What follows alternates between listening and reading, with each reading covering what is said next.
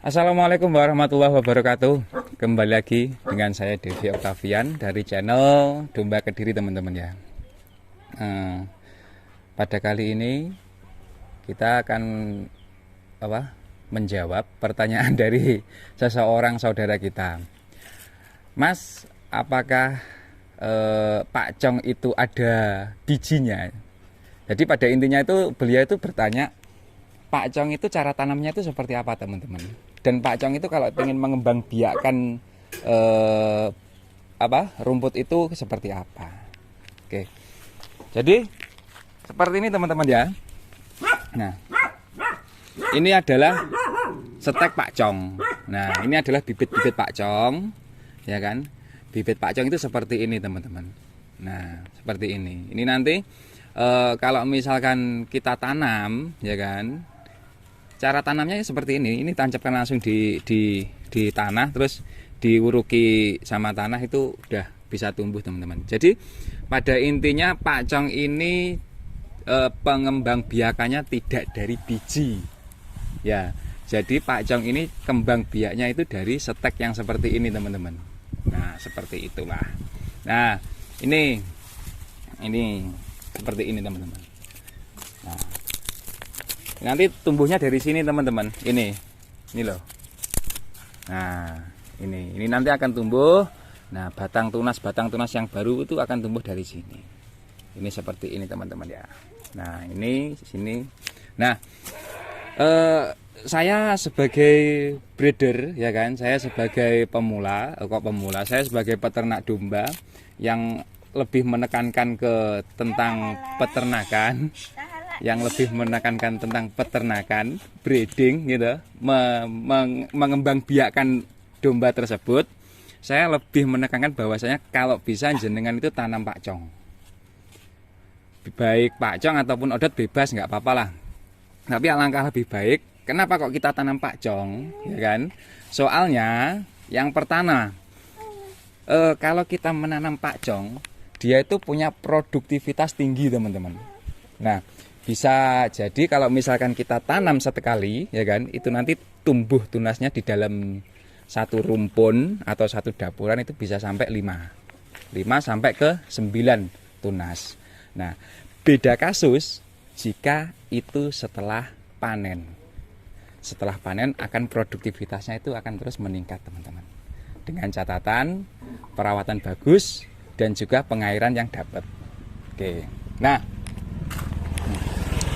di sini alhamdulillah kita dapat orderan dari saudara kita, dari sahabat kita pemula, ya kan. Nah, langkah lebih baiknya kalau pemula itu harus menyiapkan produk bank pakan terlebih dahulu. Baik pakcong ataupun odot, wis apapun itu, pakcong, odot, gama umami, terus apa nih yo, wakeh pokoknya, teman-teman.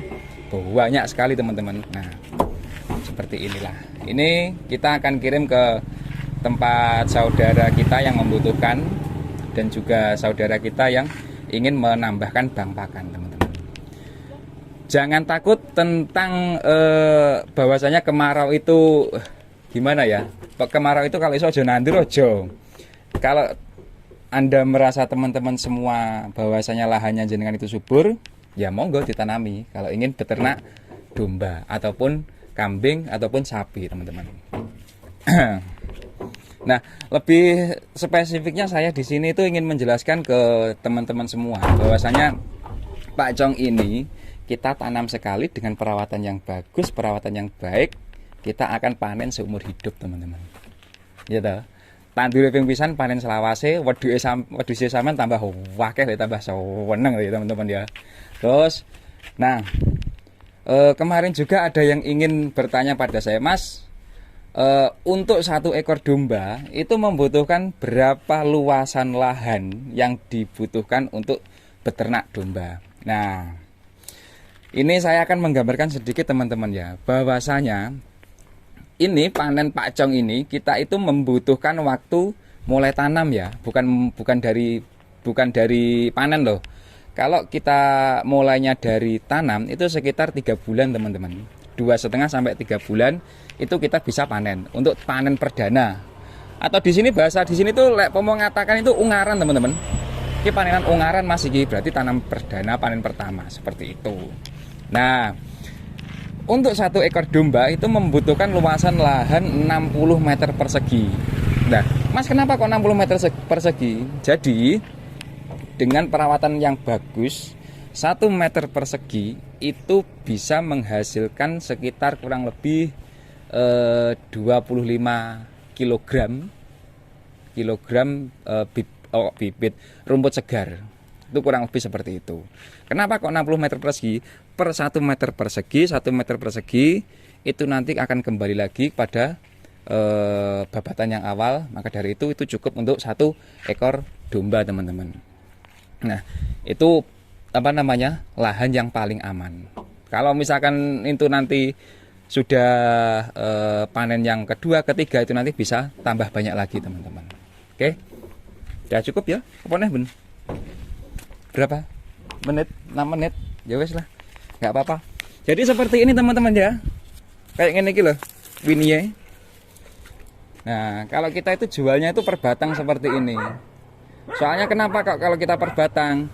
Soalnya untuk mengkalkulasi perhitungan antara kebutuhan kebutuhan tanam sama kebutuhan bibitnya. Jadi misalkan 100 meter persegi kira-kira membutuhkan tanaman berapa. Jadi seperti itu, teman. Ben penak lek ngira-ngira, ben penak lek pesen gitu, ben penak lek ngencepne barang. Lek ngene iki ngencepne kan po enak to, teman-teman ya. Ngene iki arek dincepne cep ngene tok wis diuruki ukur-ukur wis 2 minggu kasne wis trubus wisan. Nah, terus mari ngono 2 sasi setengah panen. Iya ta? Lek pengen dipanen, tetapi kalau teman-teman pengen mengembang biakan lagi, menambah bang pakan lagi, 3 bulan bisa buat bibit lagi, teman-teman. Ditandur neh, wedhus sama tambah wakeh.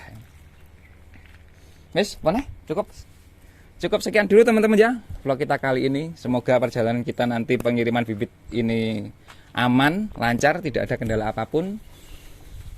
Sekian dari saya, Devi Octavian, pamit undur diri. Wassalamualaikum warahmatullahi wabarakatuh.